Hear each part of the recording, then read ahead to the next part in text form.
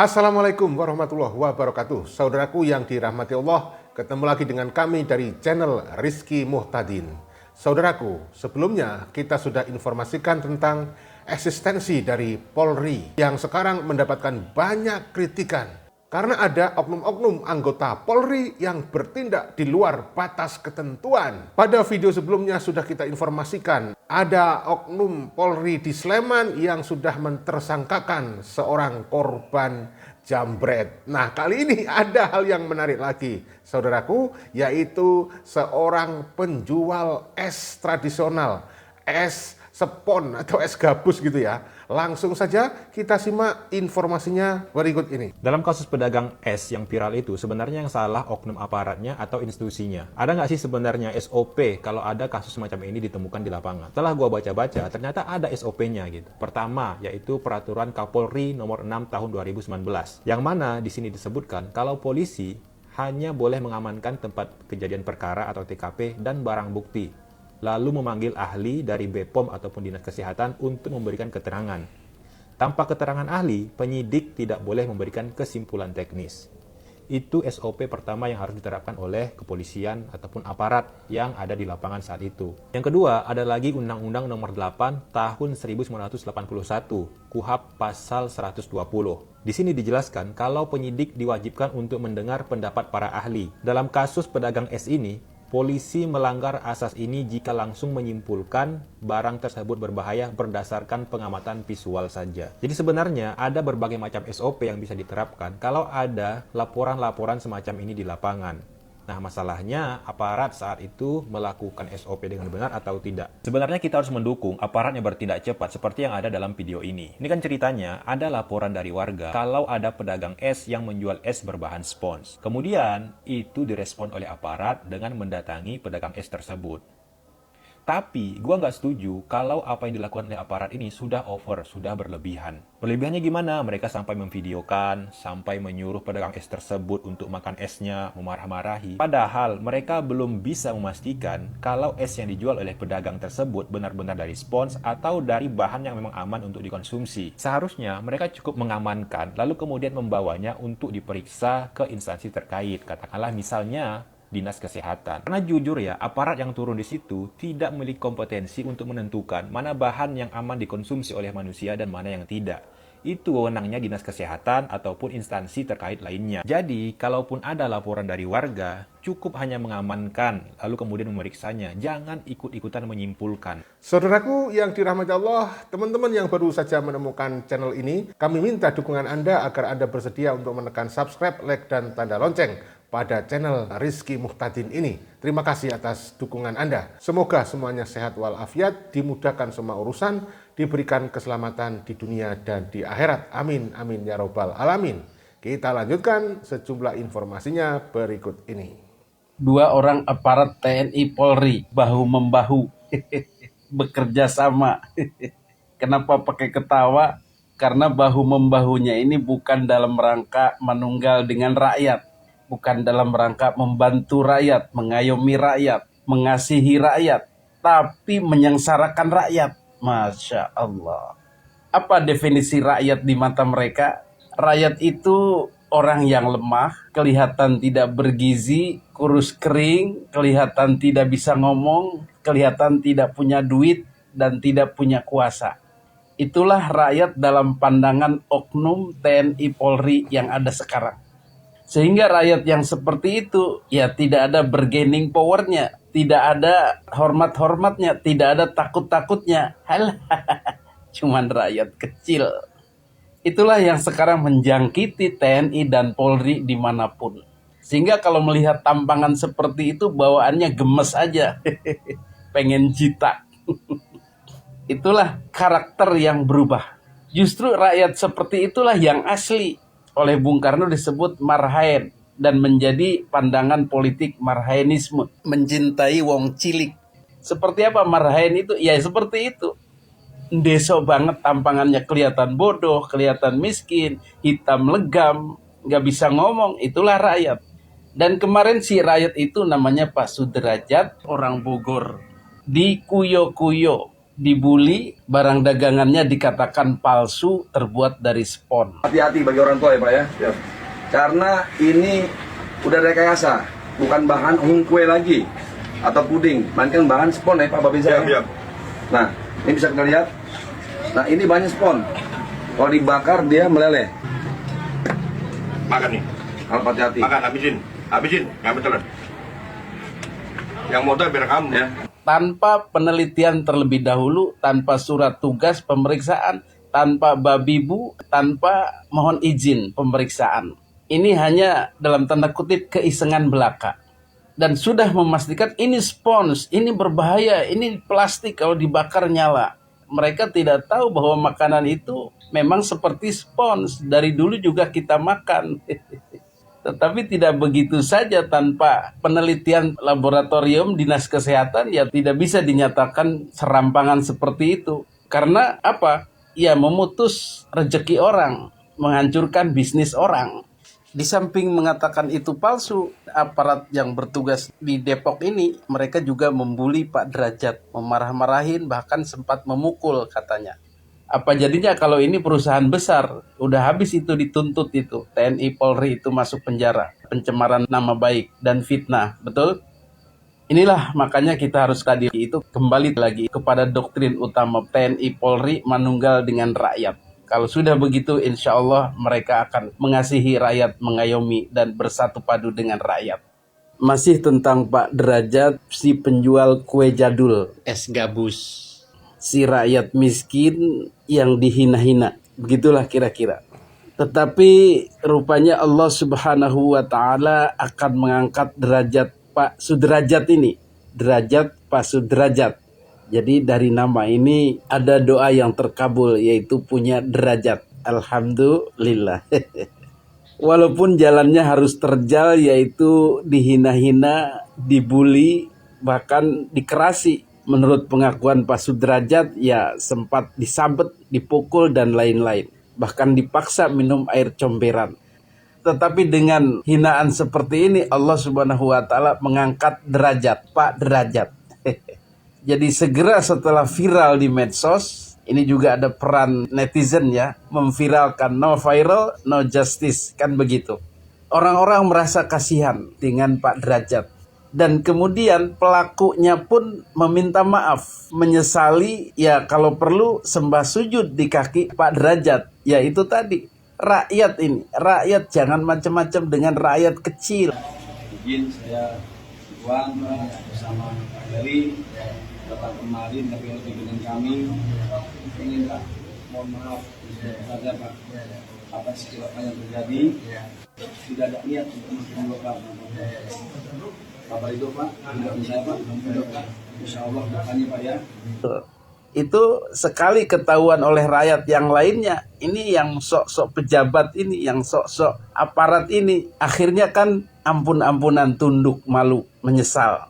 Ya mungkin Pak Derajat memaafkan, tapi kan pasal bisa jadi berjalan kalau mau ya. Dan tak tanggung-tanggung kepolisian RI pun turun tangan dalam hal apa? Meminta maaf. Kalau tadi meminta maaf secara lisan, ini meminta maaf dalam tanda kutip, yaitu mengemong, mengayomi, membantu keluarga Pak Derajat. Jadi kepolisian udah datang ke rumahnya membantu, mengasihi, memuliakanlah begitu. Karena ulah anak buahnya itu. Belum lagi dari pemerintah Kabupaten Bogor memberikan bantuan keuangan, bantuan beasiswa, bantuan sandang pangan, dan lain-lain. Alhamdulillah. Kabarnya Gubernur Jawa Barat KDM pun akan ikut membantu. Mungkin beliau datang ke rumahnya, mungkin Pak Derajat diundang ke Lembur Pakuan, mungkin mengutus orang dan lain-lain. Mudah-mudahan rezeki Pak Derajat ditambah, kehormatan Pak Derajat dipulihkan kembali. Amin. Ya Allah, ya Rabbal Alamin. Ada pertanyaan dari akun Muzaki Alimul Karim. Pertanyaannya, izin Kang Punten, gimana menurut pendapat Kang Tony tentang Bapak penjual es? Jadi memang Bapak penjual es bernama Pak Sudrajat, penjual es kue yang sedang viral. Viralnya bukan karena laris, tapi viralnya karena dituduh es kuenya itu berbahan spon atau mengandung spon atau busa. Kemudian diintimidasi, kemudian dipaksa suruh makan setelah diperas oleh salah satu oknum aparat itu, diperas airnya kemudian suruh makan, ya. Itu tayangan yang muncul di berbagai media sosial. Belakangan setelah Pak Sudrajat diwawancarai oleh beberapa wartawan, terungkap bahwa Pak Sudrajat selain diperlakukan seperti tadi, juga ia mengaku ditonjok, dibanting, kakinya digantung, kemudian ditendang pakai sepatu boot, dilempar juga pakai es kue itu. Nah, jadi ternyata mengalami penyiksaan yang luar biasa, yang seharusnya melakukan cara-cara yang tidak melanggar hukum, karena mereka seorang aparat, ini malah melanggar hukum. Miris memang. Tonjok, dibanting, kakinya dibikin gantung. Hasil muka saya dilempar. Muka Bapak dilempar pakai es itu. Luka nggak Pak itu kondisinya? Dia sampai berdarah. Tapi senang pakai sepatu bot. Senang pakai sepatu boot. Iya. Kemana mana Pak nendangnya? Sampai mental. Disuruh bangun lagi, bangun lagi. Oh, badan Bapak ditendang berarti. Iya, badannya lemes ya. Lalu pasal apa saja yang bisa dikenakan kepada dua oknum aparat TNI dan Polri ini? Kalau melihat dari tayangan video dan pengakuan Bapak Sudrajat, ditemukan 4 tindak pidana yang diduga dilakukan oleh oknum aparat tersebut.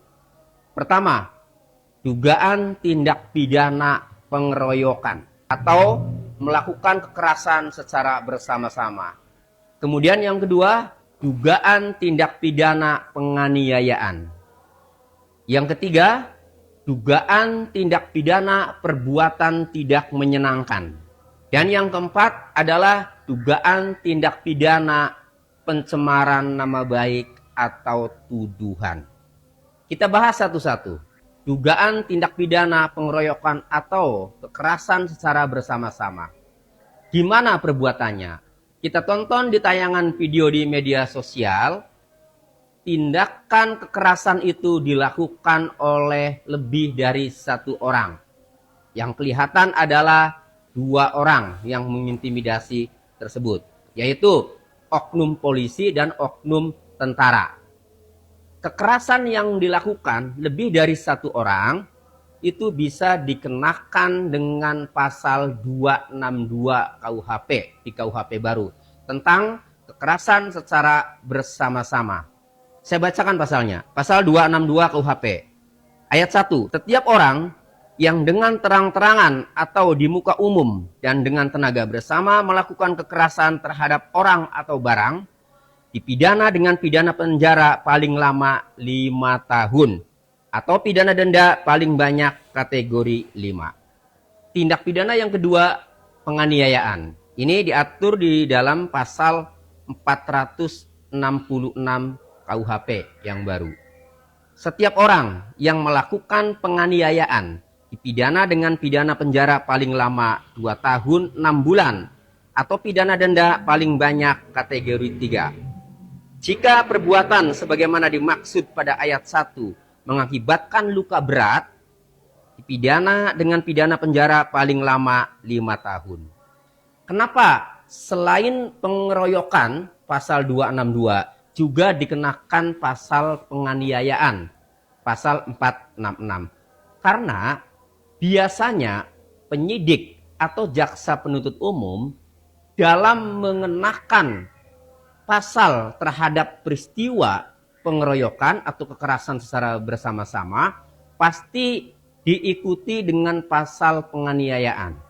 Karena nanti pembuktiannya kalau tidak masuk unsur pasal pengeroyokannya, maka ada dakwaan alternatif, yaitu pasal penganiayaan. Kemudian yang ketiga, tindak pidana perbuatan tidak menyenangkan. Itu diatur di dalam pasal 448 KUHP yang baru. Yang bunyinya ayat 1, dipidana dengan pidana penjara paling lama 1 tahun atau pidana denda paling banyak kategori 2. Setiap orang yang A. secara melawan hukum memaksa orang lain supaya melakukan, tidak melakukan, atau membiarkan sesuatu dengan kekerasan atau ancaman kekerasan, baik terhadap orang itu sendiri maupun orang lain. Atau B. memaksa orang lain supaya melakukan, tidak melakukan, atau membiarkan sesuatu dengan ancaman pencemaran atau pencemaran tertulis. Jadi, supaya dapat dituntut dengan pasal perbuatan tidak menyenangkan ini, orang tersebut harus memaksa orang lain supaya melakukan atau tidak melakukan dengan ancaman kekerasan atau kekerasan. Nah, kita lihat kasus yang dialami Bapak Sudrajat. Memaksa melakukan sesuatunya di mana? Memaksa melakukan sesuatunya menyuruh Pak Sudrajat untuk memakan es kue yang telah diperes oleh tangannya itu, airnya habis, manisnya habis, kemudian suruh makan dengan kalimat, kamu yang modar, jangan anak-anak. Itu memaksa Pak Sudrajat untuk memakan es itu. Lalu di mana ancaman kekerasannya? Ancaman kekerasannya itu terungkap dari keterangan Pak Sudrajat. Bahwa ia mengalami kekerasan, dilempar mukanya pakai es kue, ditendang pakai sepatu boot. Kalau itu terjadi, otomatis ancaman kekerasan, bahkan kekerasannya terjadi. Kemudian memaksa Pak Sudrajat untuk memakan es kue yang sudah diperes airnya habis itu. Itu perbuatan tidak menyenangkan. Kemudian tindak pidana yang keempat adalah pencemaran atau tuduhan. Ini diatur di dalam pasal 433 KUHP yang baru. Bunyinya ayat 1. Setiap orang yang dengan lisan menyerang kehormatan atau nama baik orang lain dengan cara menuduhkan suatu hal dengan maksud supaya hal tersebut diketahui umum, dipidana karena pencemaran dengan pidana penjara paling lama 9 bulan atau pidana denda paling banyak kategori 2. Jadi supaya dapat dituntut dengan pasal pencemaran atau tuduhan sebagaimana dimaksud dalam pasal 433 KUHP ini, maka tuduhan itu harus dilakukan di muka umum. Dan yang dituduhkan itu ternyata tidak benar. Bagaimana kasus Pak Sudrajat? Jelas, 2 oknum aparat itu menuduh Pak Sudrajat esnya itu terbuat dari bahan spons. Di mana spons ini dapat atau berpotensi membahayakan bagi tubuh manusia. Itu tuduhannya. Ternyata setelah esnya di lab di Dokpol Polda Metro Jaya, ternyata esnya tidak mengandung spons dan masih aman untuk dimakan. Itulah dengan hasil lab yang menunjukkan es yang dijual oleh Pak Sudrajat tidak mengandung spons, apa yang dituduhkan oleh 2 oknum aparat tersebut, berarti perbuatan 2 oknum aparat itu telah melakukan pencemaran atau tuduhan. Dan dapat dijerat dengan pasal 433 KUHP tentang pencemaran atau tuduhan ini. Kemudian pencemaran yang menuduh Pak Sudrajat menjual es yang bahannya terbuat dari spons itu ternyata viral di media sosial. Jika media sosial yang menyebarkan tuduhan tersebut ternyata akun salah satu oknum aparat tersebut, maka oknum aparat pemilik akun yang menyebarkan fitnah itu bisa dikenakan pasal pencemaran secara elektronik sebagaimana dimaksud dalam Undang-Undang ITE, yaitu diatur di dalam pasal 27A yang berbunyi, setiap orang dengan sengaja menyerang kehormatan atau nama baik orang lain dengan cara menuduhkan suatu hal dengan maksud supaya hal tersebut diketahui umum dalam bentuk informasi elektronik dan atau dokumen elektronik yang dilakukan melalui sistem elektronik. Sanksinya diatur di dalam pasal 45 ayat 4 Undang-Undang ITE ini. Setiap orang yang dengan sengaja menyerang kehormatan atau nama baik orang lain dengan cara menuduhkan suatu hal dengan maksud supaya hal tersebut diketahui umum dalam bentuk informasi elektronik dan atau dokumen elektronik yang dilakukan melalui sistem elektronik sebagaimana dimaksud dalam pasal 27A, dipidana dengan pidana penjara paling lama 2 tahun dan atau denda paling banyak 400 juta rupiah. Lalu ada pertanyaan yang menarik nih dari akun Ranggalawe. Apakah dengan hanya permohonan maaf oknum aparat penegak hukum dari kedua Babinsa, anggota TNI dan Polri ini bebas dari kejadian tersebut? Maksudnya bebas dari jerat pidana tersebut. Sedangkan perbuatan keduanya tidak tercermin sebagai penegak hukum yang mengakibatkan trauma yang mendalam bagi Bapak penjual es kue tersebut.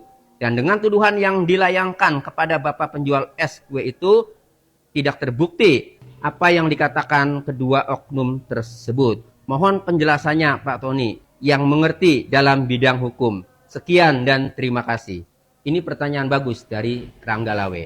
Jadi memang benar kita saksikan ada permintaan maaf dari dua oknum aparat tersebut secara resmi yang disampaikan dan beredar di media sosial. Namun saya tidak melihat ada upaya perdamaian. Upaya perdamaian itu adalah dua oknum aparat tersebut dengan Pak Sudrajat, di mana dituangkan secara tertulis dan sepakat perkara ini diselesaikan secara musyawarah dengan memberikan kompensasi atau tidak, ganti rugi atau tidak, itu tergantung kesepakatan. Saya tidak menyaksikan itu. Yang saya saksikan adalah Kapolres Metro Depok bersama jajarannya itu datang ke rumah Pak Sudrajat, menyampaikan permintaan maaf dan memberikan bantuan sepeda motor untuk usahanya. Itu yang saya saksikan. Pemberian sepeda motor itu tidak menghapus pidana yang diduga dilakukan oleh dua oknum aparat tersebut.